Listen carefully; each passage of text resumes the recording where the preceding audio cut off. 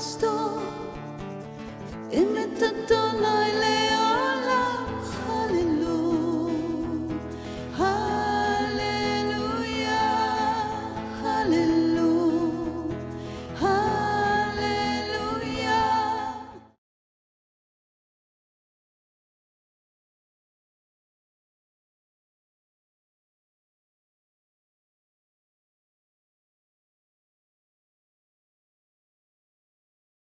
Shalom, shalom et bonjour à tous et à toutes. Je suis contente de partager avec vous cette étude en nombre dans la première partie de M. Jacques-Isaac Abizon des ministères Ariel et aussi le pasteur de la congrégation messianique Beth Ariel à Montréal.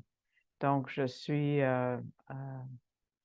contente que vous soyez avec nous et puis j'espère que ça va être une bénédiction pour vous et puis que vous appreniez avec moi des signes dans le livre de Nombres qui vont nous montrer le Messie. Dans la deuxième partie, nous allons commencer dans les écrits, c'est une autre section. Tout comme dans le Nouveau Testament, il y a les évangiles et il y a des épîtres. L'Ancien Testament est divisé dans des sections aussi.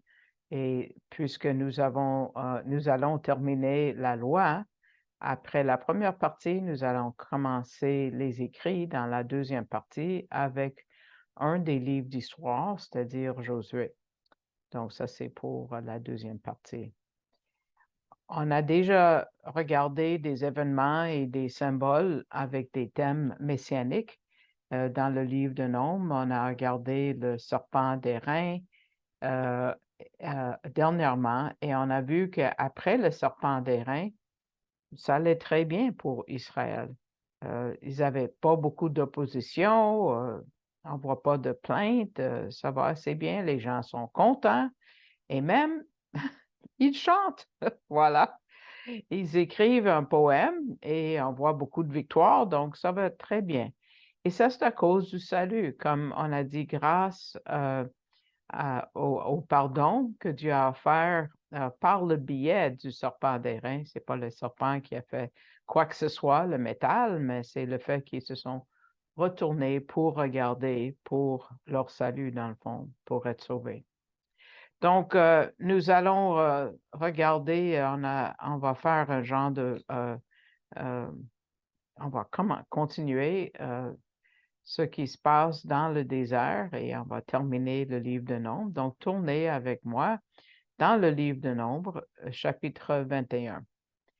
Et on va voir comment Israël commence ou continue, dans le fond, à marcher vers la Terre sainte, mais au lieu de tourner en rond, ils vont en ligne droite, on dirait. Mais on lit par rapport aux 9 endroits différents, un après l'autre, après l'autre, après l'autre, du verset 10 jusqu'au verset 20. On ne sait pas où sont ces lieux, mais l'important dans tout ça, c'est de savoir que ça va très bien, ça roule bien. Et sûrement, ils avaient compris la foi incroyable et le salut incroyable qui vient du Seigneur. Et comme j'ai mentionné, ils ont même écrit un chant que nous voyons dans le verset 17 et 18 qui commence avec les paroles « Alors Israël chanta ce cantique ». On n'avait jamais vu ça. Dans toutes les études que j'ai faites avec vous, on n'a jamais vu « Alors Israël chanta ». Non, on n'a jamais vu. Donc ça, c'est un effet de la rédemption, n'est-ce pas? C'est très court. Peut-être c'est parce que c'est vite appris. On sait que les chœurs qu'on chante ou les refrains sont vite appris. Si vous regardez la deuxième partie du verset 17, ça dit monte puis, un puits avec de l'eau, chantez-lui, puis que des princes ont creusé, que les hommes nobles du peuple avec le législateur ont creusé avec leurs bâtons. Bon, ça n'a pas l'air d'être réjouissant ou d'être quelque chose qui va faire un hit, comme on dit ici au Québec, Mais selon le Talmud, des commentaires sur la Bible, on chantait ce chant dans le temple à tous les 3 sabbats dans l'après-midi. Donc, c'est assez important quand même comme chant. Mais aussitôt que nous arrivons au chapitre 22, il y a quelque chose d'important qui arrive. C'est un récit de une rencontre et une prophétie, plusieurs prophéties messianiques par rapport à la personne du Messie en Nombre 22. On voit qui il est, quand il viendra et où il est.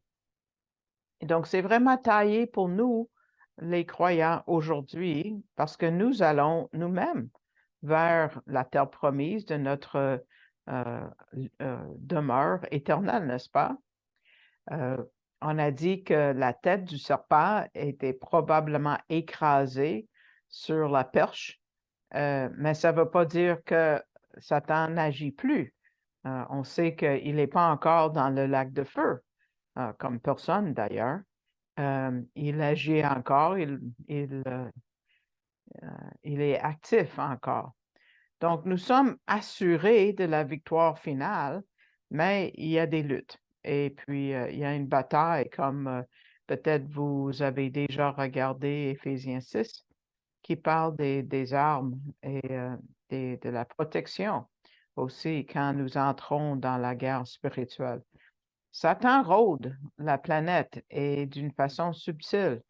C'est ça la section qui suit.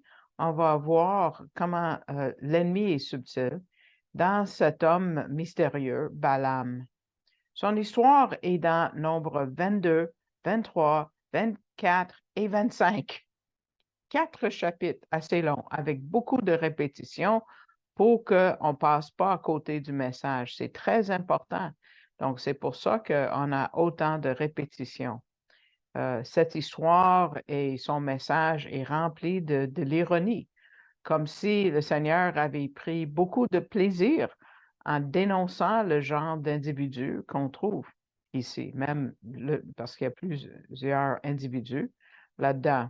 Parce qu'il y a plus d'un roi. D'abord, il y a le roi de Moab qui s'appelle Balak, et on a le roi de Midian, on ne sait pas son nom, Dieu a testé, ce n'était pas important. Et Midian, rappelez-vous, est la tribu, si vous voulez, l'endroit d'où venait le beau-père de Moïse, de Jéthro. Hein? Il y en a qui pensent que Jéthro était croyant. M. Gabizon va dire non, parce que ça détraquait, dans le fond, Moïse de sa mission, quelque part. Et puis, ces 2 rois, quand ils ont vu qu'Israël était si nombreux et si puissant qu'ils ne pouvaient pas gagner contre eux en bataille, ils ont eu une idée, ils pensaient, brillante. Ils avaient entendu parler d'un homme à Babylone. Rappelez-vous que le mot Babylone ne paraît jamais dans la Bible, c'est le mot Babel, qui veut dire confusion et qui veut dire qui doit égaler ou qui veut dire la même chose que la rébellion.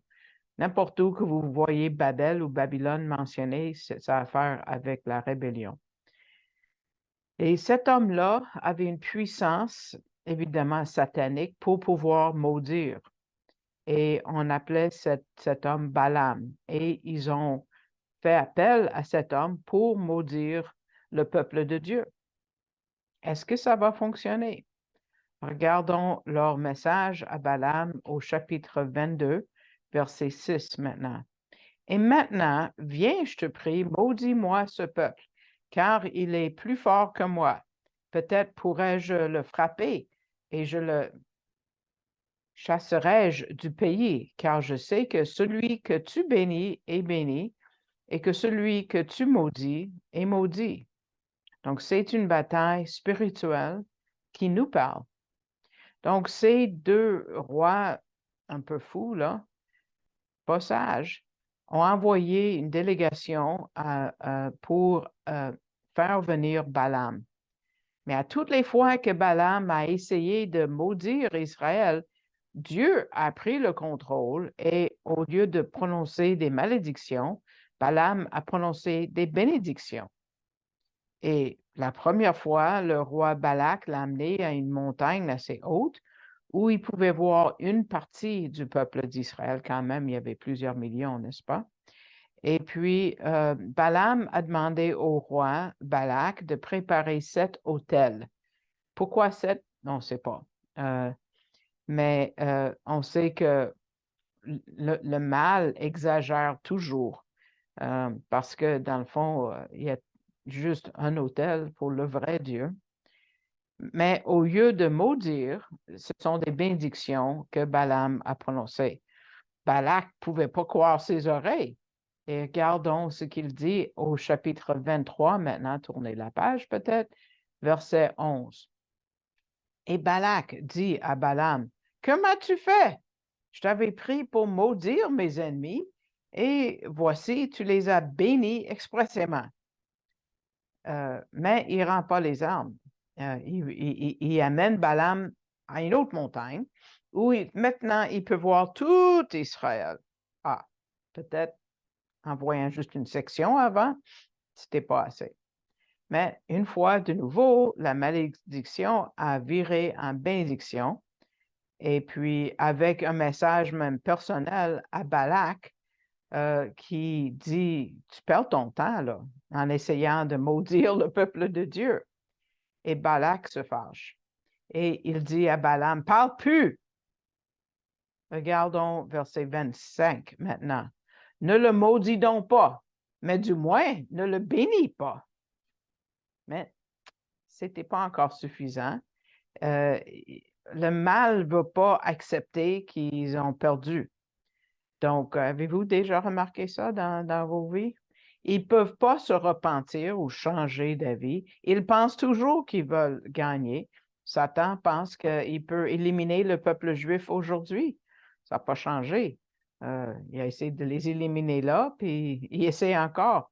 Mais il se leurre à croire ce mensonge-là. C'est pour ça qu'on voit dans l'Apocalypse, à la fin des temps, on voit que les démons paniquent de plus en plus parce qu'ils voient à quel point leur temps est court. Et même, on commence à voir ça aujourd'hui, n'est-ce pas? Donc, Balak l'amène à encore une autre montagne, encore cet autre hôtel. Donc, maintenant, on a 21 hôtels. Mais c'est pire pour les rois parce que Balaam, en parlant d'Israël, a dit à parler du royaume messianique. Et là, c'était trop. Pour le roi Balak, on voit sa réaction en chapitre 24, verset 10.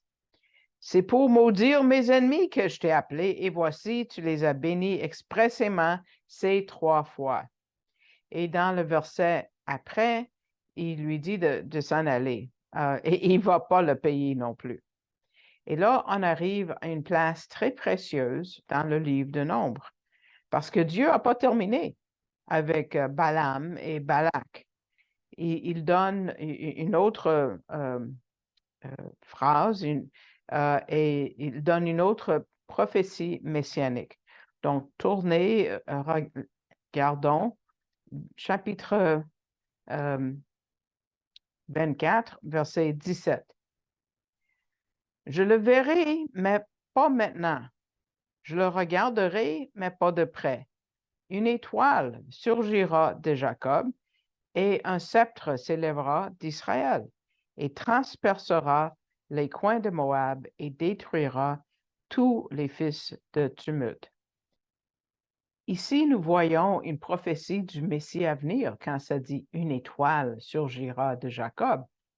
Jacob, vous vous rappelez, son nom a été changé pour Israël.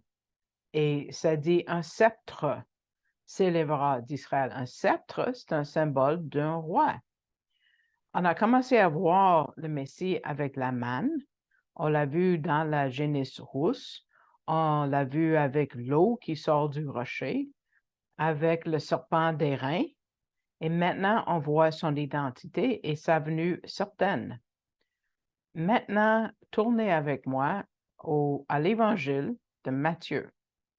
Matthieu chapitre 2. Rappelez-vous que Balaam est retourné à Babylone avec cette prophétie. Les gens de Babylone étaient fameux pour garder les records d'histoire. Donc, 1500 ans plus tard, des mages sont venus de la même région et ont posé la question que nous voyons au verset 2 de Matthieu 2. Où est le roi des Juifs qui a été mis au monde?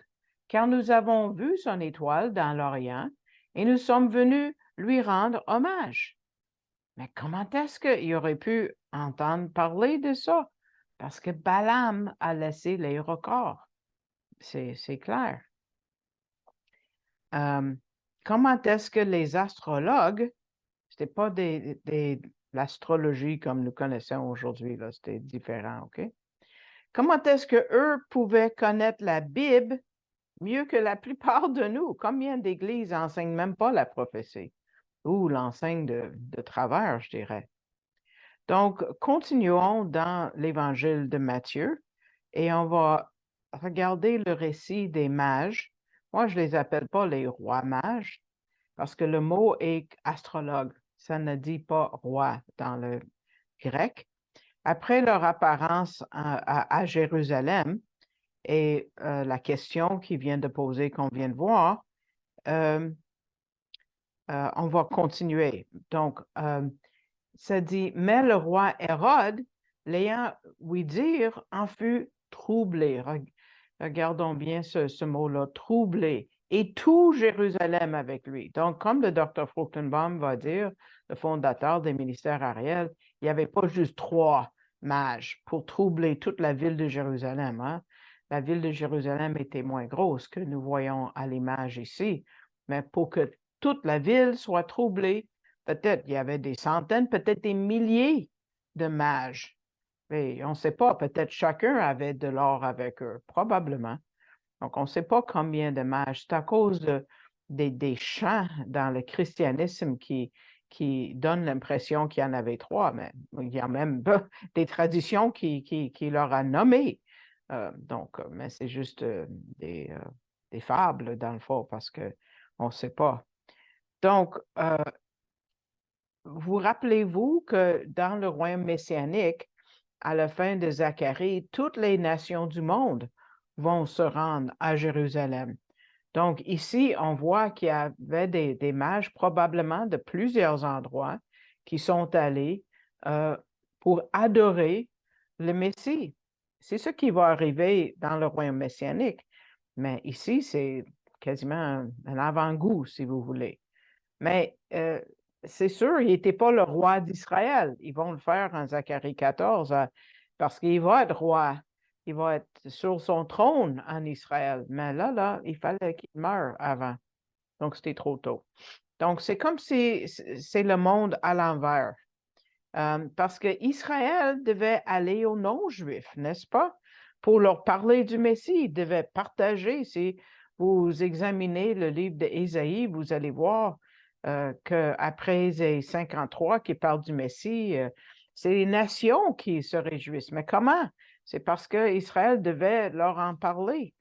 Mais ici, c'est les non-juifs qui viennent aux Juifs pour leur poser des questions par rapport au Messie. Mais les Juifs disent, oh, on ne le sait pas. Et tout Jérusalem est à l'envers. Donc, c'est louche, mes amis. C'est comme si, quand il y a du malin, il y a toujours un genre de confusion. Donc, et je peux le dire, quand il y a de la confusion, il y a presque toujours du mal quelque part dans le décor. Mais comment est-ce que la naissance de cet enfant-là déclenche autant de troubles? Comme j'ai dit, probablement, il y avait beaucoup de mages qui sont allés. Et ça a dû troubler toute la ville de voir tout ça. Et M. Gabizon dit que peut-être il y en avait à Jérusalem qui savaient qu'il était le Messie. Et si oui, c'est la première indice d'un refus de la part du peuple juif de leur Messie. C'est une introduction aux dégâts de la religion humaine dans ce monde, parce que ultimement, ça va être ce peuple-là qui va amener, dans le fond, Yeshua à la croix. et qui va être responsable pour le fait que je suis au Canada. La diaspora, on est éparpillé partout sur la planète à cause du refus du peuple juif. N'est-ce pas vrai qu'il devait savoir où, quand, comment le Messie devait naître? Les prophéties étaient là. C'est ce que je partage avec les Juifs de Montréal ici, quand je fais de porte à porte.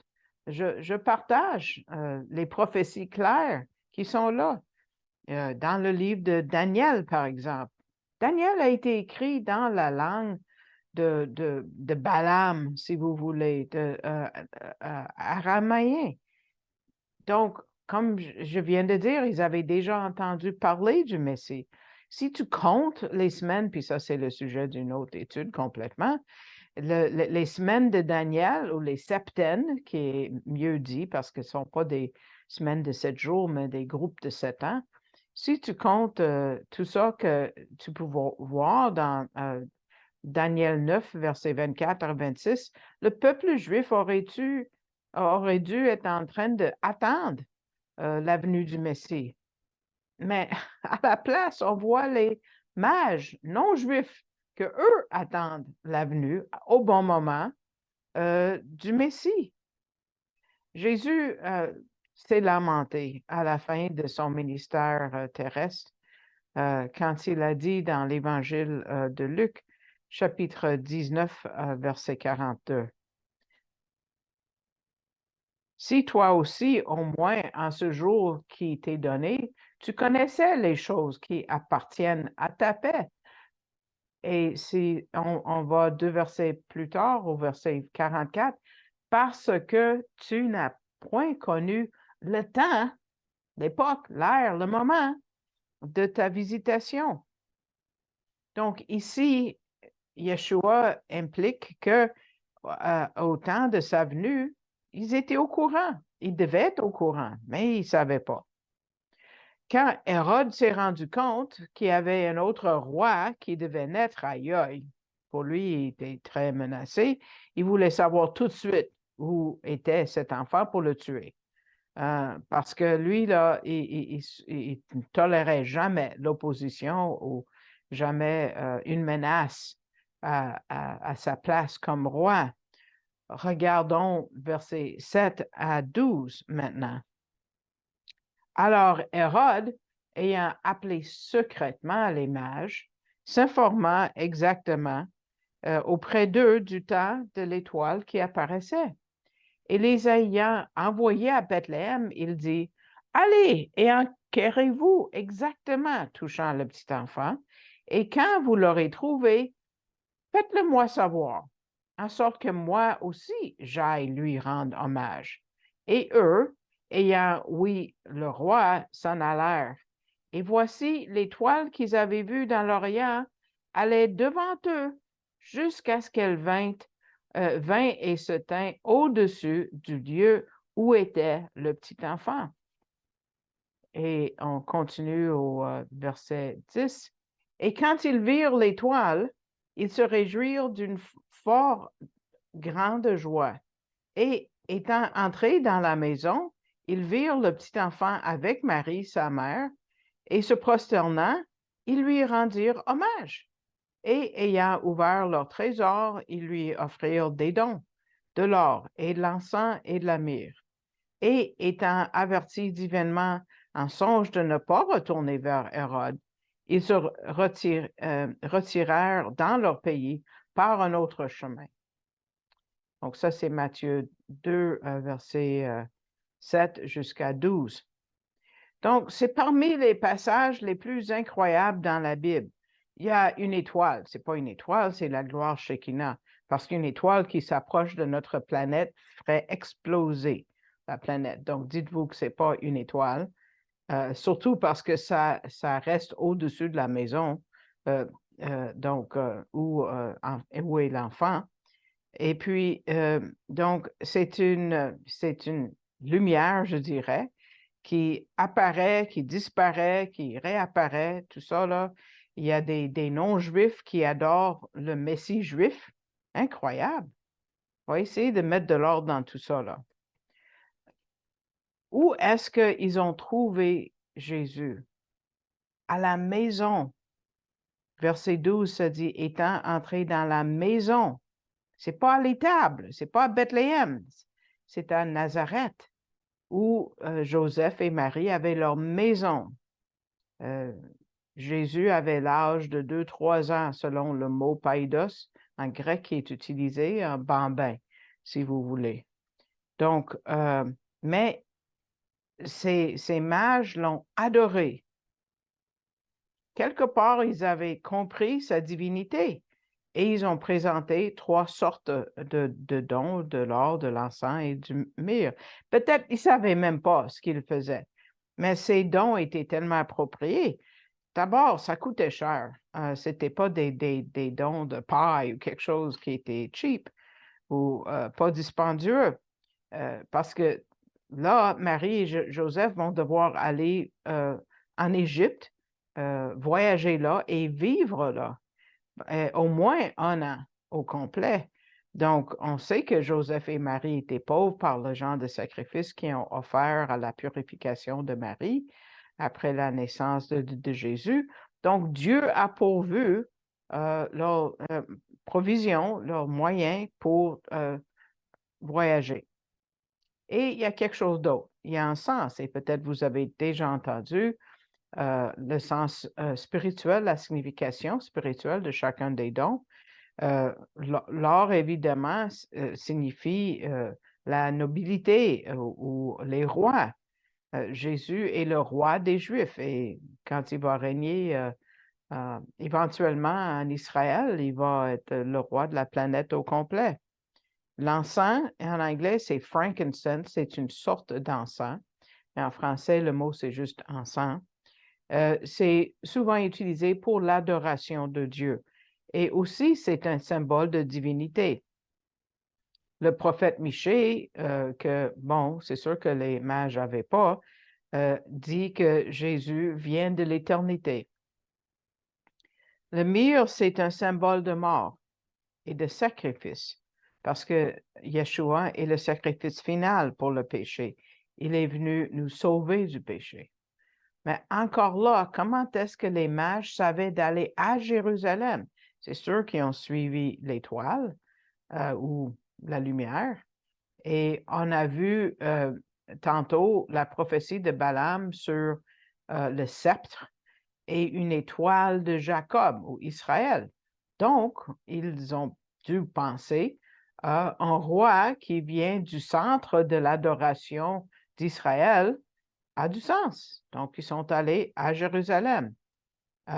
Mais bien sûr, l'étoile les a amenés à Jérusalem et ensuite à Nazareth quand Yeshua avait 2-3 ans, comme j'ai dit.